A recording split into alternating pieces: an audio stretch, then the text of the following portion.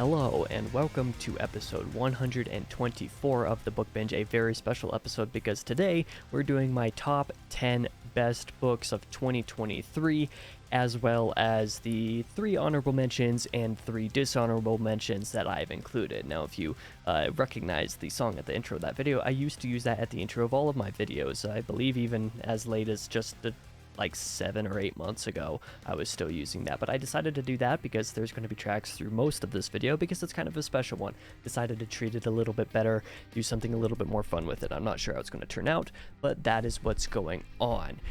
For the rules of this video, some rereads are indeed eligible for this, some are not. For example, what rereads I did by Christopher Rocchio and the Sun Eater will not be eligible because I just did those last year. Other series or books that I reread this year that I haven't read for years, like since before I started doing booktube stuff, those are eligible. I'm only doing 1 book per series / style with 3 honorable mentions and 3 dishonorable mentions. There will also be a multi-video tier list for all of the books I read this year, just like I did a year ago. Starting next week, there will be 4 of those that go through every single book that I read and rank them in a tier list. But otherwise, let's talk quickly about the honorable mentions. Starting off, there are 3 of them. Starting off, the very first one of these is The Card Turner by Louis Satcher, an old-time favorite for when I was in high school. I've read this several times in my life. There was a point where I read it every single spring break, every single year in high school, because that was the time that I first read it. It just gives me a lot of the vibes of late March and early April and that kind of time in my life. It's not a sophisticated book. It's more a book that I just really like, just for the sake of really liking it. And we all have books like that. The next one is 127 Hours Between a Rock and a Hard Place, a very similar situation, one that I've enjoyed since my high school days, and that I have a lot of fun feelings for because of that I've read during spring break a few times before. I read it about the same time this year, just like The Card Turner, both of them in April. This one, it's not the best written book in the world, but it was certainly written well enough, and there were a couple passages that I thought were rather profound. There's one quote somewhat near the end of this that is a particular favorite that I've written down and that I included in my review of the book. But it may not be the best book in the world, but it is one of my favorites and one of the reasons why I really enjoy certain autobiographies. The last honorable mention that didn't make the list, but very well could have, and you will see a little bit later why, is The Only Good Indians by Stephen Graham Jones. I quite enjoyed this book. Part 3 was rather messy. There was some decisions made in Part 3 that I didn't love. Certain decisions made elsewhere in the book that I wasn't fully on board with. The antagonist of the book, so to speak, kind of confuses me in certain ways just because it doesn't really fit with what I think it should. But otherwise, I thought the book was quite enjoyable. The first 2 parts especially. I enjoyed the characters, I enjoyed the setting, I enjoyed a lot of what was going on, and the ultimate climax at the end of Part 2 was very good. And it even resolved the book well at the end of at the very end of Part 3, despite Part 3 for the most part being rather strange. So, now we reach the first leg of the actual ranking itself, containing entries 10 through 4. Now, depending on the entry in here, some people might be able to guess a little bit what goes where, but we will talk about all of them independently. Let's start off with number 10 as a very short and breezy read. In fact, numbers 9 and 10 are both this way.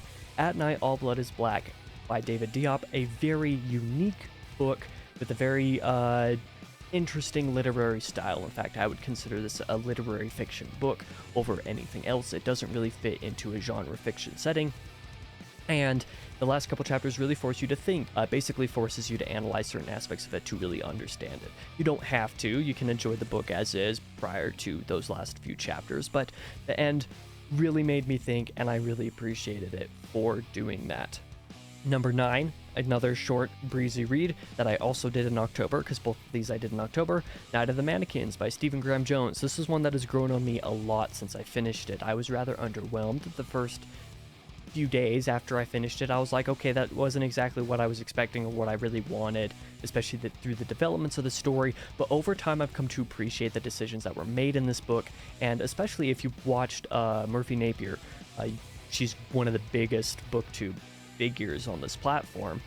She did a like 30-minute, I believe it was a full 30-minute like spoiler discussion video on this book that was really good and kind of enlightening in ways, and made me think about certain aspects of the book a little bit differently. That made me appreciate it even more, and even by the time I actually watched that video, I was coming to enjoy it more than I had remembered upon first finishing it. And she also did a reading diary as well, or reading vlog rather, as she does, and one of them had this book, and the way she talked about it even there before the spoiler discussion had me wondering whether I enjoyed this book more than I thought I did. I need to go back and re-rate this on Goodreads and re-review it, because I actually enjoyed it a lot more than I thought I did. Next up out of this list, we will talk about number 8 right here, The Lost Hero by Rick Riordan. This is one of my rereads. I've read this a few times in the past, and I decided to put this one on the list rather than the other Riordan book that I read this year, which was Son of Neptune, the second book in the Heroes of Olympus series, because they were the only two books in the series that I actually got to read this year, much to my own chagrin, because I thought that these two books, The Lost Hero and The Son of Neptune, followed a very similar structure. At times it was almost too similar for my liking, and I think this book is underrated. I genuinely think it is underrated, and because The Son of Neptune is so similar in a lot of ways in the structure and the pacing of it, that I felt like this one just kind of deserved the love a little bit. But really, the two of them are so near equal to each other that either of them could have belonged at this spot of the list. Number 7 is a little bit of an older book. This is 20,000 Leagues Under the Sea by Jules Verne, a book that I read half of back in 8th grade and enjoyed a lot, but never ended up finishing, and I finally got to this year. My first completed read this year was Tales of the Sun Eater Volume 2 by Christopher Rocchio. I did that over the first 3 days of the year, I believe, but this was my first novel that I read, and I really enjoyed it still. The first part held a lot of nostalgia for me, but the second part was actually much better. The first half of part 1, so the first quarter or so of the book, is actually probably the best part of the book, but the rest of it fully satisfied me. And although there are certain dry parts where there's a little bit more biology and more scientific terms than there needs to be in the book, I think it's aged rather well, and I love it for what it is, and I cannot wait to read more Verne because of this book. Next up, number 6 in this list will be this book right here, and that is The Code of Claw, or rather Gregor and the Code of Claw, the 5th and final book in the Underline Chronicles. This is yet another one of my rereads, a book series that I've read a few times. This one is not just YA, but I think it's a little bit more middle grade than it is YA, but this book, as the final one in the series, actually really steers a little bit more towards certain mature themes and topics than I think any middle grade reader is going to be able to appreciate, and for that reason I think this series would be perfect for parents of middle grade readers to be able to read aloud with their kids, because it's enjoyable even as an adult to be able to read through the full series, but especially these last couple books, and your kids will enjoy it as well. This is a particular favorite of mine, and the end hit emotionally very hard. Even on this reread, I've read the book a few times, but I had forgotten a couple aspects of how the ending went that really hit me emotionally this time around that I did not recall hitting me the first couple times when I was younger. So I had to give it pretty high marks for being able to do that for me, and this series still remains one of my favorites despite its intended audience being for somebody much younger than I currently am.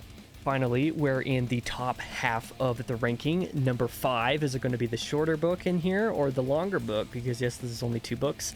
It's going to be the shorter one, but realistically, these two could be interchangeable in my mind. Number 5 is No Country for Old Men by Cormac McCarthy. Now, as you'll see a little bit later, I wasn't particularly excited to read this book in one sense because of another experience that I had with him earlier in the year than this, but I'm very glad I gave this one a shot. Thank you to Aloe for recommending that I try immersive reading for McCarthy, particularly for this book. Not just because the story was so much better than the previous one that I had tried, but also because the narration really helped me to ignore McCarthy's writing. Part of that was because I wasn't actually reading immersively for part of it, although I was for other parts. I think this book is incredible, despite the problems that I have with it, like the prose. McCarthy's prose is actually really bad. In an audio or immersive format, it's not quite as unbearable when you have somebody reading it aloud, especially with the characters. And I didn't believe certain people when they tried to tell me this a long time ago, to which I apologize, particularly to Pat, who recommended me try that a lot earlier, but I didn't listen back then. That's my bad, but this book is incredible. Has a fantastic villain that genuinely scared me. There were a couple really impactful moments and reveals in this book that were just super heart-wrenching and I was super attached to all the characters, the setting was really great, the story itself unfolded in a way that I didn't expect, and chapter 9 of the book out of 13 was so good. There were a couple very great scenes that were like, I loved this, and then immediately just destroyed me because of reveals that happened later. It was incredible. For the record, like I said, this could have been a number 4. There's really, this and the next book are tied. And the book that is tied with No Country for Old Men, this chonky book, The Count of Monte Cristo by Alexander Dumas, a fantastic tale of revenge, although I recall it not for the revenge part of the tale, but for the pre-motivation portion of it. The first 300 pages of this book make up a single arc of the story before everything else even happens, and those 300 pages are one of my favorite reads, not just of the year, but ever. I could see myself going back and rereading the first 300 pages of this book for no other reason than because I can. I wouldn't reread the whole book because it's a little bit too much commitment, but the first 300 pages are so perfect that it's worthy of that honor. I don't think this book is perfect, but the first 300 pages are perfect, and the book itself is good enough that anybody who is intimidated by classics should read this book, especially this translation Robin Buss did, because it is so good and it reads so well and so smoothly that even when there are moments of lull in the story itself, there's actually stuff important happening on the page, even still stuff that you might not recognize as important until it actually comes to fruition a little bit later. That makes the entire tale worth it nonetheless. The time has come for the 3 dishonorable mentions. The first one of these is one that is actually kind of a surprise to be on here. That is Wuthering Heights by Emily Bronte. This was one that I really loved reading for the first 3/4 of it. It was 5 out of 5, perfection. I absolutely adored it. But the last quarter of it really started to wear on me a little bit, started to get a little bit repetitive in certain ways, and the ending didn't fully satisfy me because there was one element in the book that showed up in the first few chapters that was never used until basically the very end throughout the rest of the book, and certain aspects to the drama were a little bit too drawn out for me, and the more that I think about this one, the less I like it, strangely enough. I still really enjoyed it after I finished, but the longer that it goes on, or the longer that time passes since I finished, the less I remember it fondly. The Road by Cormac McCarthy. This was the experience I was referencing before. This was one I hated. I couldn't stand the prose. I didn't really like the story because there was no real plot, all things considered, which isn't in and of itself an inherently bad thing, but in this story I think it was.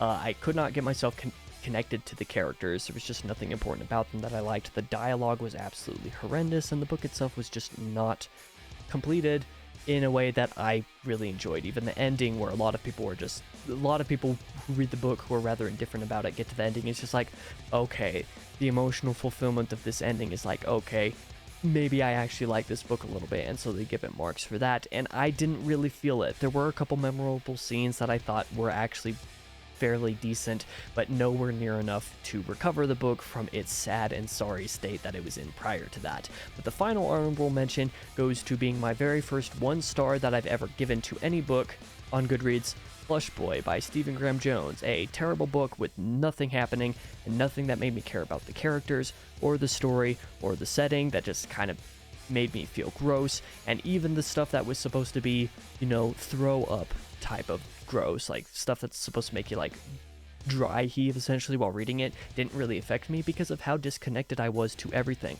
I didn't inherently hate this book because of how bad it was. I was just so indifferent to it that it made me hate it. But that makes up all 3 of my dishonorable mentions. Now we're on to the top 3 books of 2023 for myself, King Crusoe.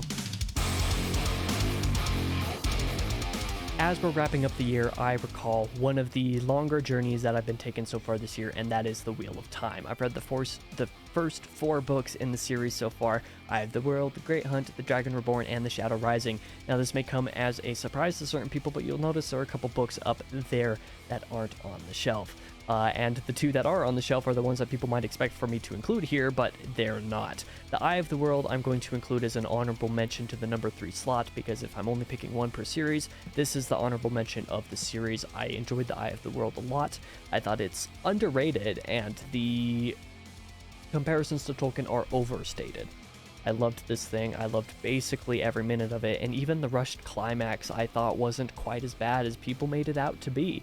I thought it was quite enjoyable, even though people say that the climax isn't really explained properly until like books 5 or 6 or something like that. I still enjoyed this book for what it was. So you can tell, having said that the first 4 books that so you can tell that based off of my saying I've only read the first 4 books of the series this year, which 2 are up there and which one I just showed off as the honorable mention, that means The Dragon Reborn is my number 3 of the year. The third book in the Wheel of Time. Now, there's a few reasons why I believe that this book is my favorite of the series so far, and a lot of that comes down to the fact that I love endings. When done properly, they make the very best that a series can have to offer, wrapping up loose threads, but also wrapping up major plot lines in a fun and satisfying and meaningful way can do wonders for a series and can make, a trilogy or a full series or whatever you want to call a certain arc in a series, as the case may be for this one, can really make it more than the sum of its parts. This is what happened with The Dragon Reborn. The entirety of this book culminated in a journey that was specifically meant to bring forth the climax, not just of the book, but of these first 3 books and a sort of arc that's going on here. Certain aspects of editing, certain things that would have to be changed, to get rid of certain foreshadowing that obviously happens for later in the series. These 3 books could have been a trilogy all their own, and the climax for this book is a big reason for why. There is a very great arc that is told in these 3 books, and I loved that entire arc, but the way that it was wrapped up here is mostly the reason why this book is up there in my top 3 of 2023. Now, for number 2 of my 2023 top 10 list is a debut author for the year, but one that I supremely enjoyed reading. This would be Philip Chase, but the honorable mention for the number 2 slot goes to The Way of Adan, the first book in the Adan trilogy. Now, there are a couple reasons why I put this here. I really liked the classic fantasy vibe that Philip was going for here, but with a slightly more modern telling and slightly more modern buildings to it. I don't know exactly how to explain this, but there are aspects to this that feel like a modern story and a modern book, but there's a lot about the writing and the way this story happens, I guess, that feels very much like classic fantasy at the same time. So there's kind of a dichotomy to that kind of resolves through the rest of the trilogy, and it starts to feel more modern as it goes on because Philip is doing something distinctly a little bit different with the entire trilogy. But this first book is a very classic setup that I thought was very well done, and a lot of the reason why this holds a special place in my heart is because of how much it made me want to write, how much I would read this in the mornings and want to just put it down so that I could go to my own computer and write, because it had that magic to it, and I really loved that. There's not a whole lot of other specific reason why this book specifically would be in my number 2 spot, because if it were just this book, it would probably be in my number 3 spot instead of number 2, but it is the actual number 2 position here that I would include as number 2, obviously, because it's here. The third book in the trilogy, Return to Adan. I just finished this morning, and I think with a little bit more time to sit on it, and with the fact that my number 1 slot just did so much for me and has had so much impact on my life this year, kind of makes it hard for me to say that Return to Adan could have been the number 1 spot, but there's a chance that it could have been. This book was the first book since Kingdoms of Death and Ashes of Man by Christopher Rocchio this year to actually make me shed tears. At the last 50 pages or so of this book, my eyes were basically wet and watery the entire way through for various different reasons throughout the actual climactic scene and throughout the resolution. This book has a lot to do with resolution because the technical climax of the series that you would expect to be at the end of book 3 happens at the end of book 2, and this book is all the aftermath, dealing with all of the loose threads and has their own arcs as such. And I thought that this was a genius idea, and this book handled everything about that perfectly, including the resolutions to all of the plot lines. I can't think of basically anything from the first 2 books off the top of my head right now that was not taken care of in this final entry to the book, and I think it is fully deserving of this spot on the list as my second favorite. I really want to reread this trilogy sooner than later, actually, so that I can reread them closer together, ironically, because these 3 books all came out this year. And they all came out within 3 months, but it took me a lot longer to get to this one than I intended for it to. Prophet of Adan took me a little bit longer to read than I wanted, and this one took me a lot longer to read than I wanted because of other reading projects going on concurrently. But this book really, really worked for me, and I think anybody who enjoys classic fantasy can start with the first book and enjoy what they read. Anybody who, thinks they know where the series is going might, if they're thinking about book 2, but then have an entire book that is basically announced at the very end of the second book, with one chapter that basically goes through all the loose hanging plot threads, and this one touches every single one of them and really sells them. I enjoyed this book very, very much. The last book on this list I have 2 copies of, and I kind of hinted at a little bit already. This is Ashes of Man by Christopher Ruocchio, book 5 in the Sun Eater, and just one of the many reasons why I am incredibly excited for Disquiet Gods, that I'll be able to start the E-Arc of in about a week or so at the time of this video's release, about a week and a half or something like that. I cannot explain just how excited I am for that book, and it's due in no small part to Ashes of Man.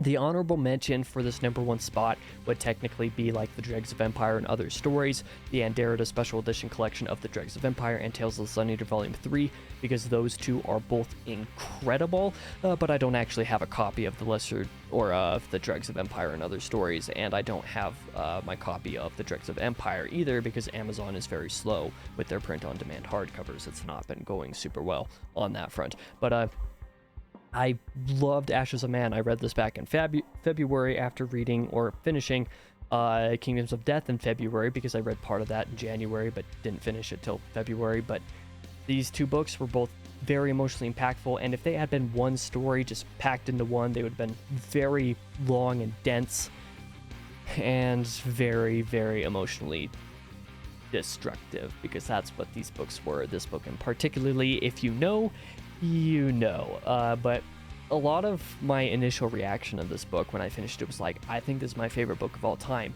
and I think it still is, but I think I might say that it's actually just tied with Les Mis as #1, as opposed to being ahead of Les Mis at #1 with Les Mis at #2, but it doesn't really make any difference once you get to anything that far up. I loved Ashes of Man so much. The prose was stepped up to such a degree in these last couple books that even I started to notice and be like, yeah, Ruocchio's prose is incredible, because for the first few books of the series, I was just, kind of so on it. I was like, this isn't, the best prose in the world like everybody says it is, but it's good enough. Here, the prose was great. The story was great. A lot of, wrapping up, and I think this comes down to a climax type of thing as well, because book 5 is kind of climax of the second arc. Books 1 and 2 make up the first act of Sun Eater. Books 3, 4, and 5 make up the second act, and books 6 and 7 will make up the final act. Quite clearly, that is the structure of the series as it exists right now, and this wrapped up the second act, and a lot of things that were foreshadowed from the first act very well, and build up towards this final act in Disquiet Gods and whatever book 7 is called, in ways that I cannot describe how excited I am. I haven't talked very much about this book specifically, but part of that's because it's hard to without spoiling a book 5 in a series and spoiling everything that came before. Just know that I loved and I adore this book. It's one of my favorites of all time, and because of how, connected I was to the story and everything that happened to it, is a lot of reason why I couldn't justify putting Philip Chase above Ruocchio, even though I love both of these authors and everything they've written so far. And particularly with Ruocchio, my love for the series and kind of the stuff that I've done, and the announcement of the Empire of Silence Diamond Edition has had a huge effect on my life this year, because I offered to do some stuff for Ruocchio personally with this series ahead of the Diamond Edition material when that was announced, and that is, it's actually brought me some certain opportunities, like I copy edited Tales of the Sun Eater Volume 3, which is quite fun. I proofread the Dregs of Empire and Other Stories for the Anderida Special Edition, which was also quite fun. I've been working on my rereads of the series to be able to do stuff for those ahead of the Diamond Editions that I'll also get to do more on later as well, and it's just been a really fun ride. The Sun Eater is absolutely my #1 series of last year and this year when it comes right down to it, because those are the 2 years that I've been reading them, and I can't wait to continue with Disquiet Gods this year. I would be quite surprised if Disquiet Gods was not on my top 10 of 2024, but we'll see about that next year. when I do my top 10 of 2024, but that is an entire year away. For now, that is the end of this video, my top 10. Thank you guys so much for watching. If you stuck through all of this, my recording for this is 50 minutes long. Let me know what you thought of my top 10 list for the year. Let me know what you thought of my honorable mentions and dishonorable mentions as well. As always, like I just said a million times already, thank you so much for watching. 2023 was a fantastic year, not just for my reading, but for my channel and for my life and for everything. 2023 was amazing, and I can't thank you guys, the viewers, enough for that, because you were a big reason why 2023 was great, because my channel did a million times better than I could have expected, or that I could have hoped for it to this year. So thank you guys for that. Thank you guys for going through this video, and here's to a fantastic 2024 as well.